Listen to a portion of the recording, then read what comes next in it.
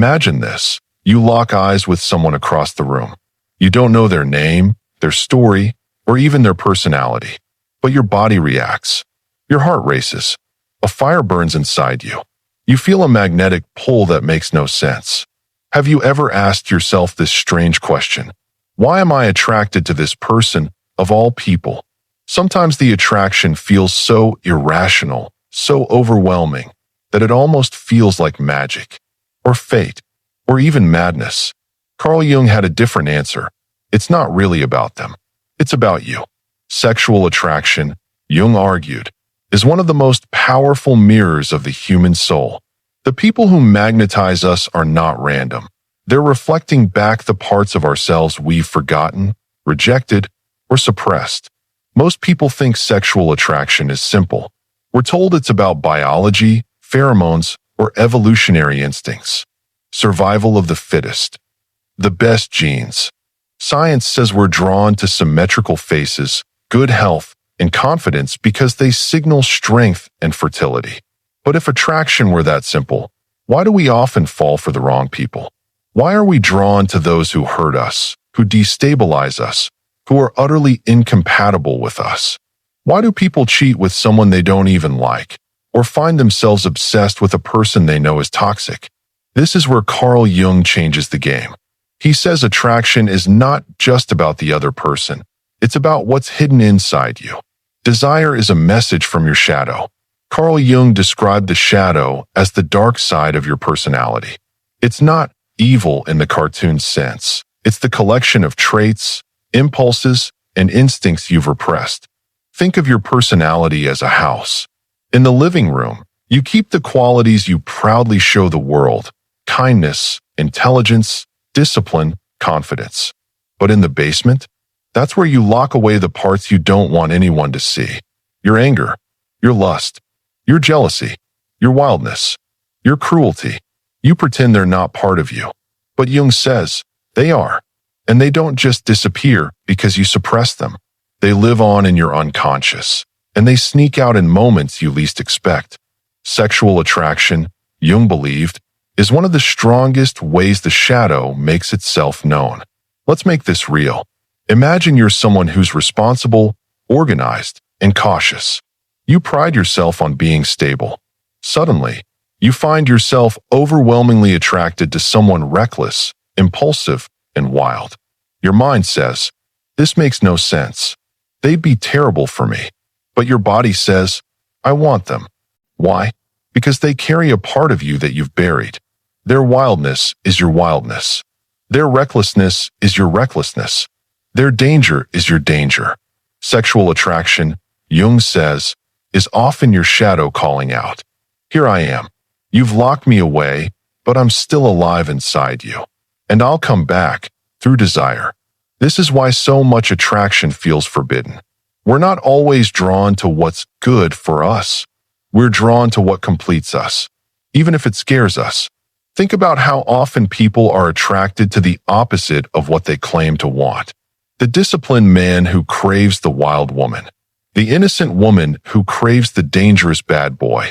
The shy person who longs for the bold. The good person who dreams of the forbidden. Jung would say, attraction isn't about logic, it's about balance. Your unconscious is trying to restore wholeness by pulling you toward what you've suppressed. Let me tell you a story. There was once a respected professor, calm, logical, disciplined. His students admired his wisdom. But one day, he fell hopelessly in love with a fiery, chaotic artist who turned his life upside down. She was everything he wasn't: impulsive, emotional, dramatic. His colleagues whispered, "What is he thinking? She'll ruin him." But he couldn't resist. His attraction was uncontrollable. Jung would say, this professor wasn't just falling for her. He was falling for the missing half of himself. She awakened the wildness he had locked away in his shadow. This is the dark truth of attraction. It reveals the parts of ourselves we deny. But here's where it gets dangerous. If you don't recognize your shadow, it can control you. Attraction becomes obsession. Desire becomes addiction. You chase people who aren't good for you, not because you truly want them, but because you're hypnotized by your own hidden self. This is why some people ruin their lives over sexual attraction. They cheat, betray, or destroy their relationships for someone who doesn't even fit them. It's not about that person. It's about the unconscious shadow demanding attention. Carl Jung warned, "Until you make the unconscious conscious, it will direct your life, and you will call it fate." That's the tragedy of sexual attraction. We call it fate, destiny, or chemistry, but often it's just our shadow manipulating us. The question is, will you remain blind to it, or will you learn from it? So here's the big reveal. Attraction isn't about them, it's about you. It's not just a random spark. It's your shadow, screaming from the basement of your soul. Sexual attraction as a mirror of the soul. Modern psychology often reduces attraction to biology. Dopamine in the brain, evolutionary instincts, pheromones. And yes, those things matter. But Jung wasn't satisfied with a purely mechanical explanation. He believed every attraction carries a symbolic meaning. When you feel that electric pull towards someone, your unconscious is saying, "This person represents a piece of you." It's almost like a dream. Every character in your dream is a fragment of your own psyche. In the same way, Jung believed every person we feel desire for is an external image of something internal. This is where Jung introduced two of his most fascinating ideas, the anima and the animus. The anima is the unconscious feminine side of a man. The animus is the unconscious masculine side of a woman. Jung believed we all carry within us a hidden inner opposite, and this inner figure influences who we're attracted to. So when a man is sexually drawn to a woman, part of that attraction is not about her. It's about his own anima. She embodies qualities he's buried: vulnerability, emotion, intuition, sensitivity. And when a woman feels magnetized by a man, part of that pull is about her animus: strength, logic, confidence, authority, the parts of herself she hasn't fully embraced. Attraction, then, isn't just he likes her or she likes him. It's the unconscious saying, "You need this part of yourself, and this person is carrying it for you." Let's put this into a story. Imagine a young woman, disciplined, hardworking, always responsible. She grew up being praised for her maturity, her composure, her good girl image. She suppressed her fiery side, her boldness, her raw confidence. Then one day, she meets a man who is confident to the point of arrogance. He says what he wants. He does what he pleases. He's daring, reckless, even dangerous. On paper, she knows he's bad news. But her body tells another story. She can't stop thinking about him. Why? Because he's not just a man. He's a mirror. He reflects her animus, the bold, fearless part of her own psyche that she's never allowed to breathe. Her attraction isn't just lust for him. It's hunger for herself. This is why sexual attraction often feels like destiny. You meet someone and think, "I was meant to find them." But Jung would say, "You were meant to find you." They're just the messenger.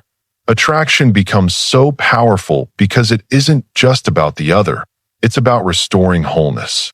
Your soul longs to reunite with its missing pieces, and sexual desire is one of the loudest ways the unconscious speaks.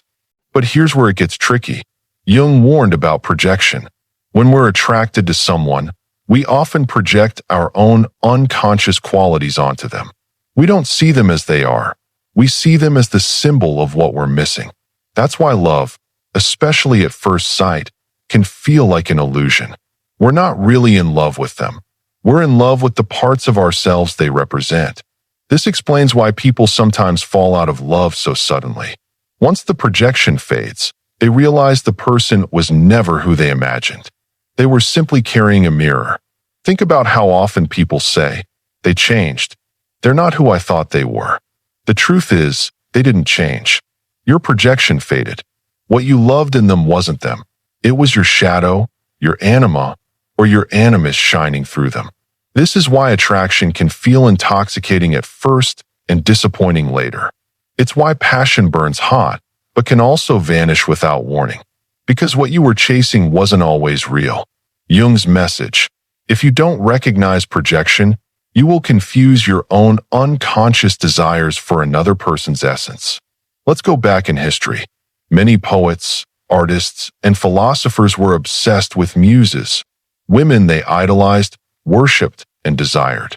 They wrote about them as if they were goddesses. But were these women really so divine? Or were they carrying the artist's own anima, the poet's hidden creativity, tenderness, and vulnerability? For Jung, the muse wasn't just a woman. She was a mirror of the poet's own soul. This is the secret danger of attraction. You can mistake your own soul for someone else. But Jung didn't see this as only negative. Projection can be dangerous, yes, but it can also be a path to growth. When someone attracts you, ask, what part of myself are they showing me?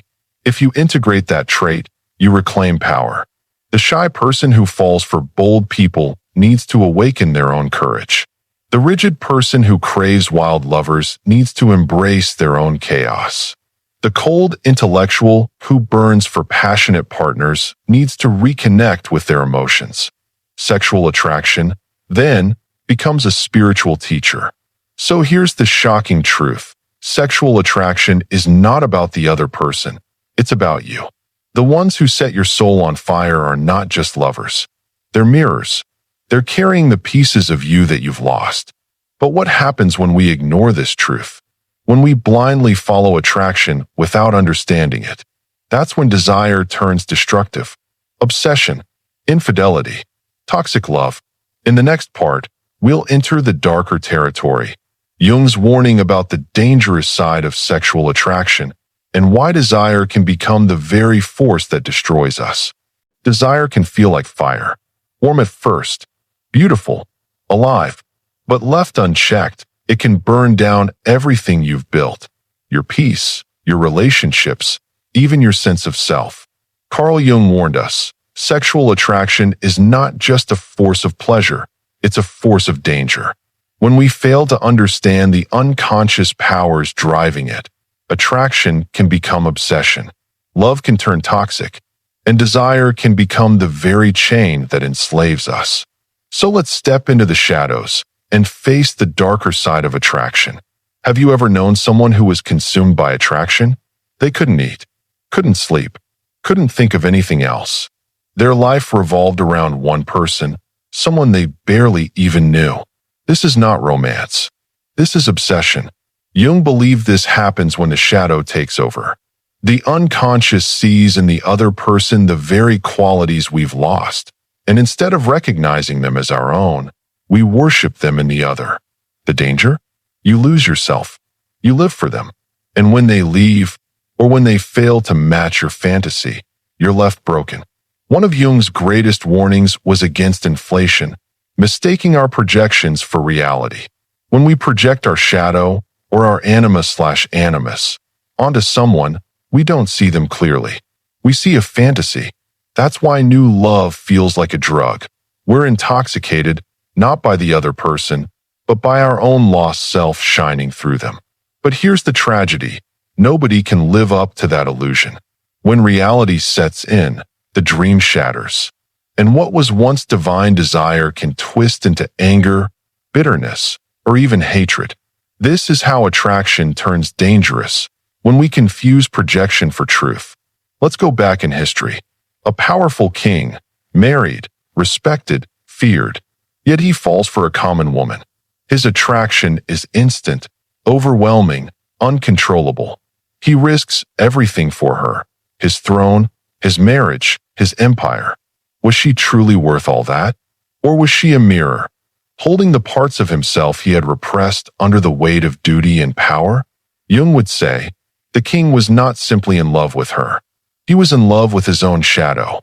And because he did not recognize this, his desire became his downfall. History is full of men and women destroyed by forbidden desire. Not because love is evil, but because the unconscious is powerful and ignoring it is fatal.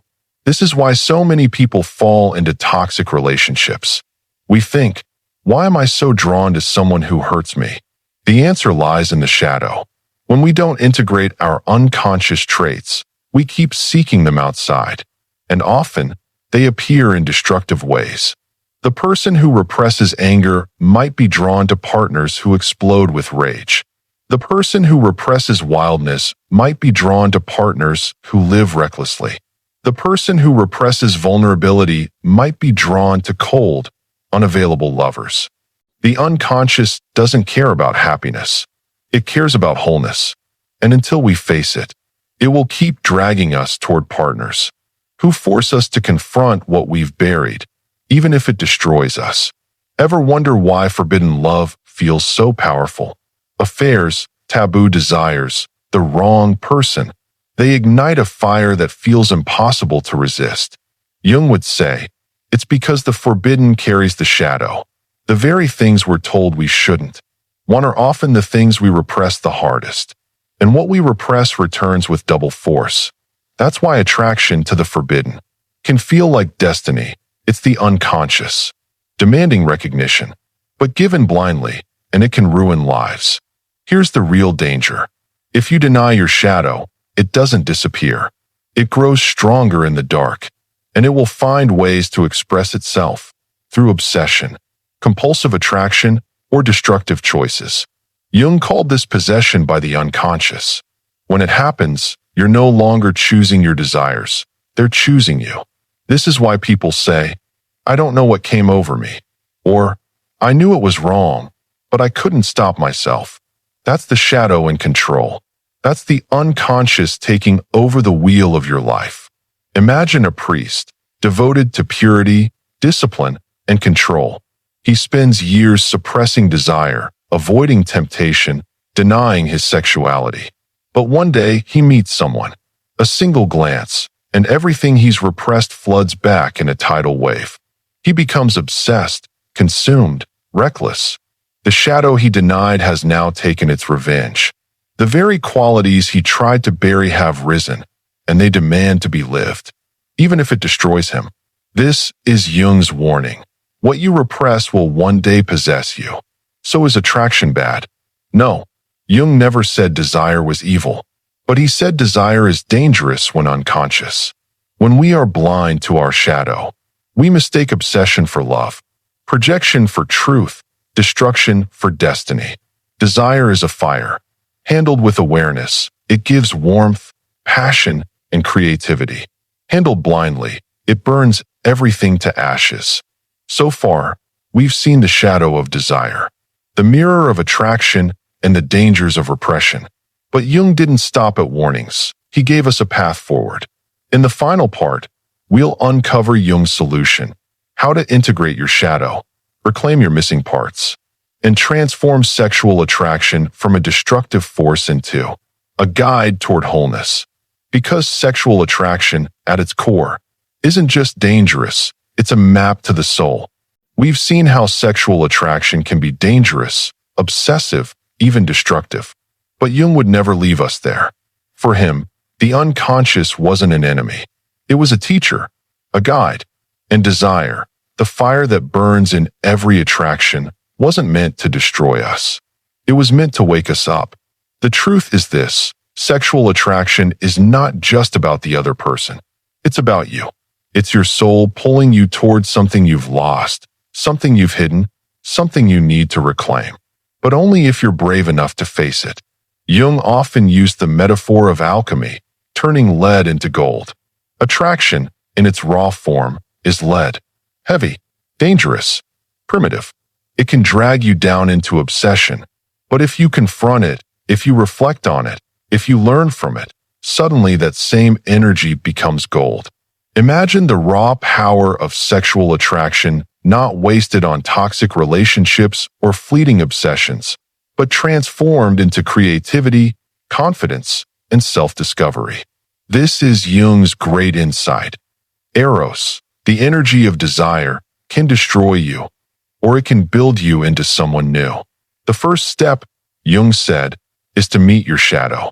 Ask yourself, why am I drawn to this person? What do they have that I believe I don't? What quality in them feels magnetic, dangerous, or irresistible? Chances are, That very quality is something you've repressed in yourself. If you admire their confidence, maybe you've buried your own boldness. If you crave their warmth, maybe you've hidden your tenderness. The attraction is a mirror showing you your shadow. When you stop blaming the other person for your obsession and start claiming your shadow, you take the first step toward integration. Here's a practical way to start. Take someone you feel strong attraction toward. Write down the top 3 qualities that magnetize you. Don't censor yourself. Be brutally honest. Now, here's the twist. Imagine that these qualities are not theirs alone. Imagine they're yours. Hidden, forgotten, buried. How would your life change if you stopped seeking them in others and started cultivating them in yourself? That's the shadow's secret gift. The attraction shows you who you could be. In Greek myth, there's a beautiful story about Psyche and Eros. Psyche, a mortal woman, is loved by Eros, the god of desire. But there's a condition. She's never allowed to look at his face. Eventually, curiosity overcomes her. She lights a lamp and sees Eros sleeping beside her. But the light burns him, and he flees. Psyche is left alone. She then begins a long journey of trials, tests of courage, patience, and strength. Only after facing these trials does she win Eros back, not as a mystery, but as a conscious, mutual love. This myth is Jungian to the core. Attraction begins as a mystery, something unconscious.